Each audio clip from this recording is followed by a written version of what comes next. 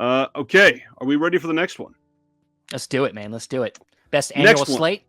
Annual slate is next. Now, this is one that you and I went back and forth on for a little while because this one's a little difficult to gauge and quantify because we have a huge spectrum of labels that put out releases that a lot of us love.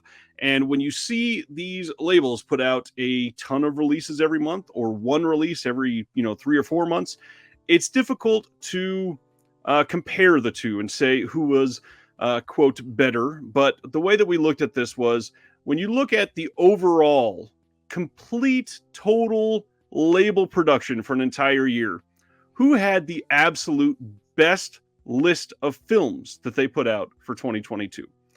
Now, our CSC thought long and hard on this one, and they made their nominations for this. And I was grateful to see who they nominated because this is one that could have been very difficult to gauge. And I think overall they got it pretty well gathered properly. So let's take a look at the nominees for Best Annual Slate.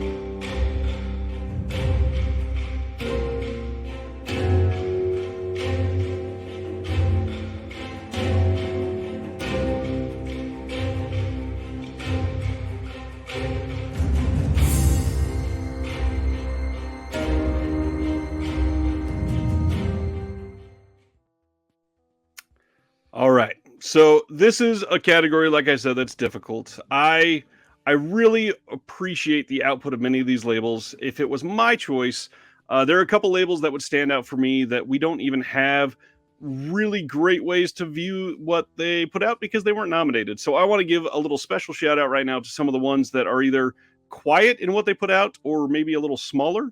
I would say Kino Lorber is one that is kind of astonishing because they put out probably around 312 releases every single Tuesday. And most of the time, there's at least 2 or 3 that I want, which is an amazing hit factor. Another of the smaller labels, Mondo Macabro, had maybe their best year in 2022, which is astonishing looking back at their history and what they've put out throughout the years. I literally just watched Alucarda this weekend again, and it is incredible.